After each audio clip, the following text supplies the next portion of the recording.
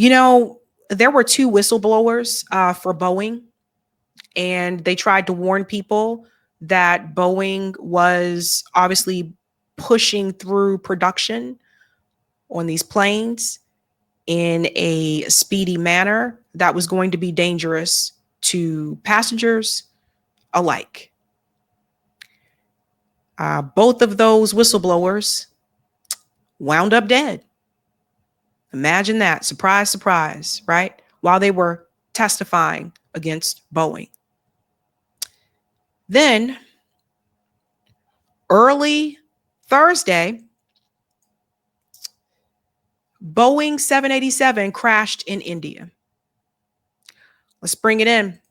It was breaking news. Lee, we're going to start with some breaking news out of India as new details are emerging about that devastating plane crash. Local media there now reporting at least one passenger survived after an Air India flight bound for London crashed just after takeoff. In all, we're told more than 240 people were on board.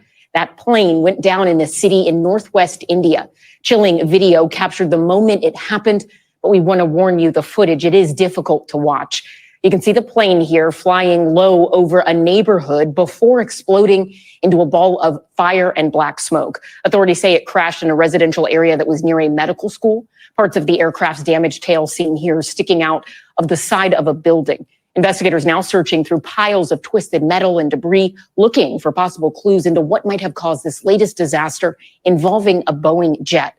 NBC's Matt Bodner is live at London Gatwick Airport, where that flight was ultimately headed. Matt, what more can you tell us about this reported survivor, the only one? Bring us up to speed on the investigation so far. Before we get to the one survivor, I think we can answer this question for Matt, okay? Again, there were whistleblowers that warned people earlier on that Boeing was skipping, production procedures to get these planes quickly off the ground. Now, whatever job that you have had in your life, I think you guys know, like there's certain procedures that you have to follow for certain things. Am I wrong or am I right? And there is a possibility that if you skip over some of these steps, there's a safety hazard. Something could go wrong.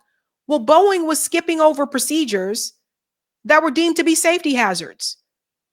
And one of the whistleblowers, I think the first one that came forward, he was the one that warned people that if Boeing went unchecked, the 787 in the future would crash. And here we are. It's a Boeing 787. He warned people. I am curious to hear about this one survivor, though. I'm curious to know just how much he remembers what happened before that plane went down.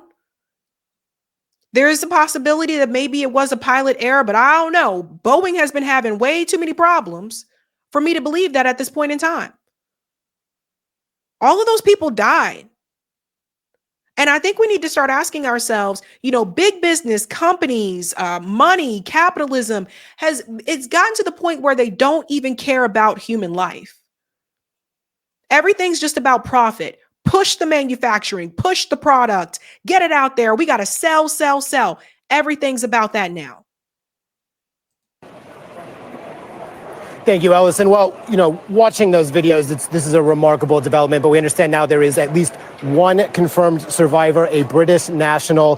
His name does cross-reference with the passenger manifest. NBC News has checked, and our international partners at Sky News have actually confirmed with his family that he was on the plane and he did survive the crash. His name is Vishwas Kumar Ramesh, and he was, as we understand, traveling with a family member, and the family has not made contact with that second family member. But it does appear that he has been speaking to the local Indian media. The Hindustan Times, for example, citing a 40-year-old man of the same name, showing a ticket, describing the incident from his point of view, saying, quote, 30 seconds after takeoff, there was a loud noise and then the plane crashed. It all happened so quickly. He is being treated for impact injuries on his chest, eyes. Pause. 30 seconds after. Let's go back a little bit more. This part is important for people who are asking, is it a pilot error? Crash. It all happened so quickly. He is being treated for impact injuries on his chest, eyes, and feet. Describing the incident from his point of view, saying, quote, 30 seconds after takeoff, there was a loud noise and then the plane crashed. It all happened so quickly. 30 seconds after takeoff, there was a loud noise and then the plane crashed. That doesn't sound like that was pilot error. That sounds like there was probably something wrong with maybe one of the engines. I don't know. I don't fly planes, but 30 seconds is pretty quick time. I mean, come on. What else could have happened? We were warned about this. He is being treated for impact injuries on his chest, eyes, and feet. So, this is developing right now. I'm sure we're going to hear a lot more from him, Allison. As for the investigation, we're, of course, at a very early stage in a very catastrophic crash with a modern airliner. There's so many questions about this. One interesting thing that we're starting to see online, including with aviation experts that we talked to, from at least one angle on those videos, it does appear that the flaps on the wings were retracted.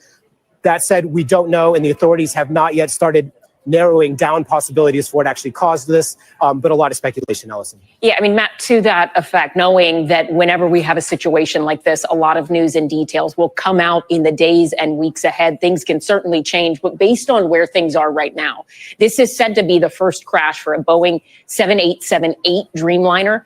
But Boeing, I mean, they have had a lot of issues of late. So talk to us, if you can, about the safety record for Air India. And in terms of the crash investigation here, is there any chance we could see U.S. investigators getting involved?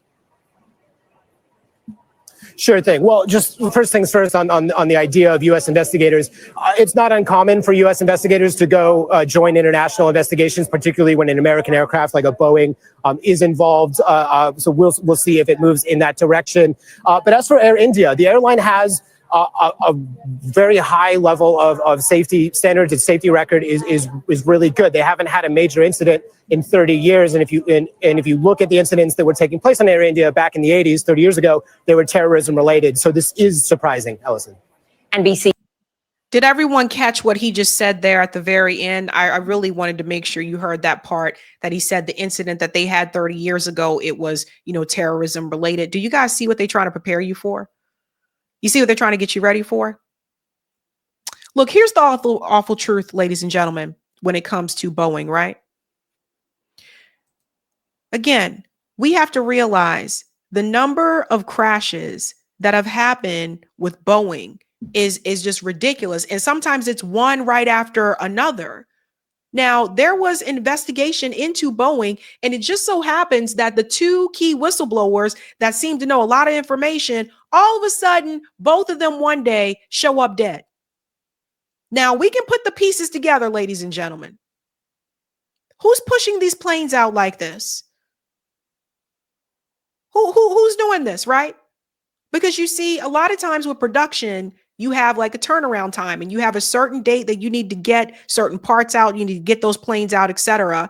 And I think it seems like to me, listening to one of the other whistleblowers in the beginning, it seems like what's been happening is that they were trying to skip all these different processes so that they can meet those dates. This is what happens in a capitalist system. We'll get into a little bit more here about that one survivor. Local police are now saying at least one passenger on board the Air India flight survived, incredibly. The newspaper Hindustan Times quotes the man as a British national, saying he heard a loud noise 30 seconds after takeoff. At least 290 people have died, according to Reuters. The Boeing 787 Dreamliner was bound for London when it went down in a residential area near the Ahmedabad airport. We want to warn you, the video you're about to see, you may find disturbing.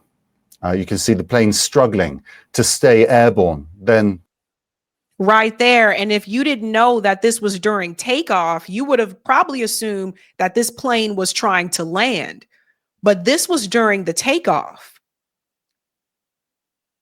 Let's go forward a little bit here. I'm not going to show you the actual crash. Plane lodged in a building of the huge fires.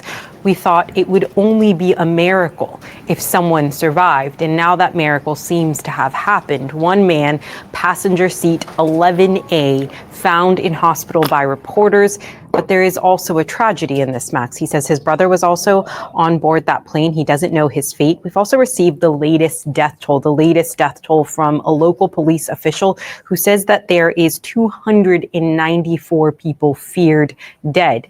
That means that there are many more people who died on the ground, in addition, of course, to the nearly 240 souls on board. I'm just wondering how this guy survived. I'm wondering how this guy made it. Because, like, again, one lone survivor. You know what it reminds me of? Did you ever see that movie with Bruce Willis called Unbreakable? Remember, there was that in the movie Unbreakable, there was the train crash, and Bruce Willis's character was the one lone survivor. That's what it kind of reminds me of. Now, I'm not saying this gentleman has magical powers, but it just first thing I thought of when I heard this. That flight. This is a very global tragedy, of course. You had more than 50 nationals from the UK, several nationals from Portugal, and a national from Canada, in addition to more than 160 Indian nationals. So you're absolutely seeing this global response take place, starting, of course, with India's Prime Minister, Narendra Modi, who says he has deployed his top officials on the ground to provide that help and support. Air India has been setting up hotlines and help desks to respond to the questions of families who I'm sure right now are going through. Guest name?